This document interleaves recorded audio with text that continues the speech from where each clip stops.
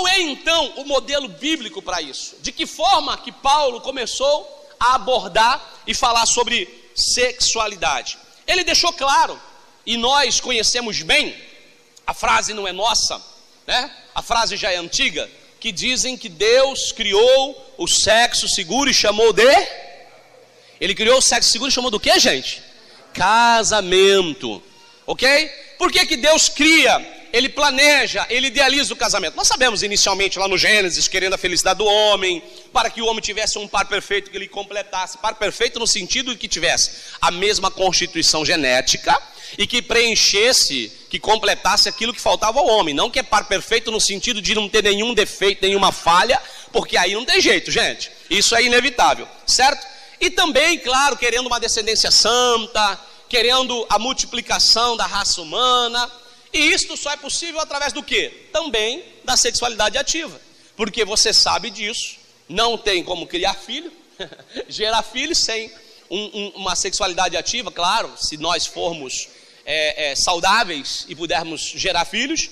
É impossível um casamento ser 100% feliz sem que a sexualidade esteja em dia. Não adianta você dizer, é possível. Não é.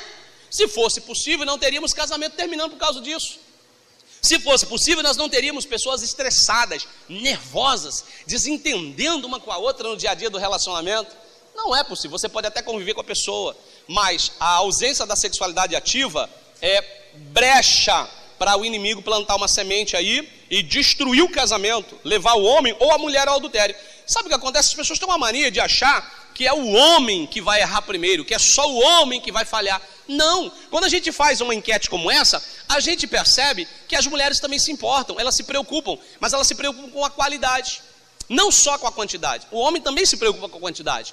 Muitos homens ali, quando perguntamos, não quero expor ninguém, por isso que não tem nome ali, tá? Mas a grande maioria concorda que a vida intensa sexual contribui positivamente para o bom relacionamento, pois todos, em sua grande maioria, um ou dois só discordou, e eu entendo porque discorda, porque o casamento não gira só em torno de sexo, amém, pessoal?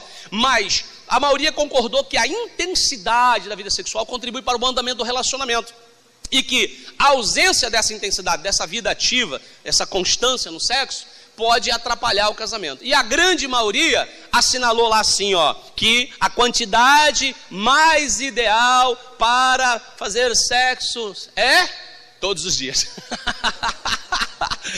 Rapaz, vocês estão tomando muita vitamina, meus parabéns, Jesus. Pelo menos esse é o sonho de consumo de muita gente. Alguns colocaram lá 4 vezes por semana. Teve um abençoado que eu tirei o chapéu para ele, ele colocou lá 8 vezes por semana, pastor, ou seja, domingo de manhã e à noite. Oi, Jesus, antes da EBD e depois do cultão, né? A glória de Deus desce, o fogo pega na igreja, vai acabar de curtir em casa, né? Gente, eu falei, mas não tem 8 dias na semana, gente. Porque não tinha lá para pôr mais, porque todos os dias já não era o suficiente para esse camarada. Legal, isso é importante, mas eu também entendo aquele que colocou lá, eu não concordo que a vida inteira se deve. Por quê? Porque o casamento não gira só em torno do sexo, né? O diálogo, respeito, admiração, consideração, carinho, companheirismo e um monte de outras coisas contribui para o bom andamento do casamento. Porém, se nós não cuidarmos da vida sexual, poderemos ceder brecha ao pecado. Por quê? Porque se não for o homem, poderá ser a mulher. Por que acham que só o homem pode ceder à tentação? Por que acham que só o homem vai ser fraco? Quem disse que a mulher não tem fraqueza sexual? Eu não posso, é óbvio, ficar expondo todos os detalhes, e apesar de não ter nomes, mas a gente percebe que as mulheres maduras, as mais novas não se ofendam, tá? Mas as mais maduras, mais experientes, elas estão cobrando mais qualidade do relacionamento dos seus maridos. Elas estão colocando ali na enquete, assim, o padrão de exigências delas está mais lá em cima. A nota foi boa, viu, maridão? Mas o resto ela fez algumas exigências. Ela apontou algumas coisas que está deixando a desejar. Então, ou seja, mais intensidade e qualidade do que quantidade, claro que está importando. Se equilibrarmos essas duas coisas, teremos uma vida sexual agradável e também abençoada. Amém ou não amém, pessoal? Então, quando Deus criou o sexo seguro e chamou de casamento, Ele estava privando, Ele estava evitando que o homem caísse no erro de destruir seu corpo, de destruir sua alma através da prostituição, através do adultério. A gente conhece bem não precisamos entrar nesse segmento doutrinário, ok? Agora presta atenção no que diz o versículo 3. Olha o que está escrito aí. Vamos ler rapidinho. Está escrito assim, olha: o marido pague à mulher a devida benevolência, e da mesma sorte a mulher ao marido. Gente, presta atenção. Está escrito aí: o marido tem que dar 100% de si para agradar a mulher, para que ela seja feliz no casamento, para que ela seja realizada na sexualidade. O marido tem que saber onde é o tal e o bendito ponto G, como disse o pastor Ademir aqui ontem. O marido tem que isso, tem que aquilo, tem que conhecer todas as zonas erógenas ou erogêneas do corpo da mulher, para lhe satisfazer, lhe proporcionar prazer. O marido, só está falando isso lá, pessoal? Sim ou não? Sim ou não? Não, mas está falando também que a mulher tem que ser escrava sexual do homem, que ela tem que estar pronta 24 horas por dia, disposta a todo momento, e ela tem que ser um mito sexual, ela tem que ser um símbolo sexual, ela tem que ser, sabe, aquela máquina de sexo, porque senão ela vai para o inferno, e o marido pode largar dela. Está dizendo isso lá no texto? Não, mas está dizendo o seguinte: o marido pague a devida benevolência à sua mulher, e a mulher da mesma forma faça ao marido. Então diga assim comigo: responsabilidade mútua. Fala assim: deveres e direitos iguais. É isto, irmão. Relação sexual tem que haver essa mutualidade, esta entrega. Porque não adianta o camarada se matando literalmente, tem os camaradas que se matam mesmo, literalmente, né? Tentando ser o melhor amante da face da terra, e a mulher não corresponder a isso. E não adianta a mulher tentar agradar o marido, caprichar na roupa, no visual, no perfume, no charme, na sensualidade, tentar corresponder também, agradar, e o marido não corresponder. Sabe, irmãos, tem uma coisa que nós estamos vendo acontecer. Nós fizemos 2 palestras já com o doutor Tércio Ribas, que é um dos melhores palestrantes do Brasil, e hoje ele viaja o mundo inteiro dando palestras sobre sexualidade, e há uma constatação: existem mulheres casadas que nunca tiveram um orgasmo, nem sabe o que é isso, né? Não conhece o que é prazer no sexo. E eu sei que talvez você vai falar: pastor, esse não é o nosso caso. Realmente, pelo menos a enquete ali não deixou nenhuma a entender isso, salvo qualquer exceção que alguém viva, e isso é muito pessoal, a gente entende. Mas nós entendemos que às vezes, pela falta de informação do homem, ou pela falta de interesse do homem em ser um amante melhor, em ser mais dedicado, em se entregar mais, pensando mais na satisfação da mulher.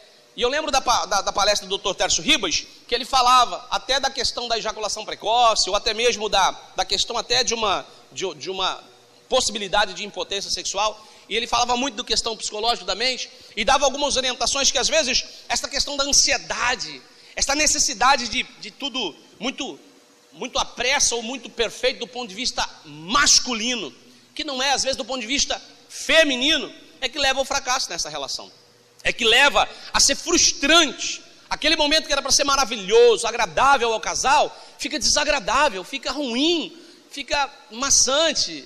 Parece aquela coisa que já foi citada aqui, né? Parece que a mulher está sendo só usada. E às vezes, aí eu vou te falar também, mulher, sobre a cabeça de alguns homens, que muitos homens também não gostam de ter essa sensação do cumprimento do dever, de a mulher estar no momento de relação, sentindo assim: poxa, não estou afim, mas eu preciso porque ele quer, ou ele precisa mais do que eu, e nossa, senão ele vai procurar outra na rua. Onde já se viu, né? A esposa aceitar um momento sexual com o marido só porque é o seguinte: não, ele tem tensões nervosas maiores, ele tem um nível de estresse maior se ficar sem o sexo, ele está exposto na rua a perigo, é melhor eu manter relação com ele aqui antes que ele vá procurar outra. Não dá certo isso também. E se o homem tiver consciência que aquele momento não está, pelo menos para a grande maioria de homens em que eu posso conversar, quando a gente faz gabinete pastoral e dialogar, uma grande maioria está procurando o quê? Ter prazer quando a mulher tem prazer. A grande maioria dos homens se sente satisfeitos em ver a mulher satisfeita. Existem alguns poucos homens que não estão nem aí. Eles nasceram para ser galo, mas vieram no corpo de um homem. A gente entende. Não se ofendam. Mas eu não acredito em reencarnação. Eu não creio nisso. Mas eu creio que eles parece que nasceram no corpo do homem uma cabeça de um galo. Não é verdade? Acha que aquilo ali funciona daquele jeito e tá ótimo. Eu estou pronto. Já fui. Já foi mesmo, né? Já acabou mesmo. Por quê? Por causa dessa falta de preocupação pelo outro. E aqui Paulo está falando o seguinte: o marido pague a devida benevolência à mulher. Essa palavra benevolência fala de compreensão, bondade excessiva, ternura, afeto, simpatia. Ou seja, a relação e o casamento de um casal tem que partir desse processo. O homem tem que compreender o processo que a mulher passa para ter prazer no sexo. O homem precisa compreender a necessidade do corpo feminino ser estimulado, ser acariciado, ser preparado para aquela prática. E não simplesmente chegar de casa, do serviço, com a mão toda suja de graxa. O cara é mecânico, ele acha que a mulher sonha com ele todo dia. Meu marido é meu mecânico, né? E olha, já chegar em casa achando que a mulher está disposta já a fazer uma revisão geral no cabeçote, trocar o óleo, né? Lubrificar o câmbio. O camarada chega em casa já todo fedendo óleo e graxa para todo lado e já quer simplesmente chegar acontecendo. Ok, eu até entendo que o homem tenha uma maior facilidade a se estimular. Basta ver a mulher amada, a mulher que ele gosta, ou que deseja, ou que se atrai por ela. E que legal que você olha para sua mulher e não se sente atraído. E que legal que você olha para sua mulher e já está pronto. O duro é quando você começar a olhar e não se interessar. Algo está muito errado na sua cabeça, no seu coração, no seu casamento. Porque enquanto você amar sua mulher, respeitar e admirar, dificilmente você vai parar de sentir atração por ela. Porque a atração não se limita a um corpo que talvez passou por mudanças. Porque a mulher tem filhos, a mulher muda o corpo, o tempo passa. É natural que a mulher sofra algumas mudanças. Da mesma forma o homem também sofra, mas a mulher ainda mais. Não só externa, mas interna.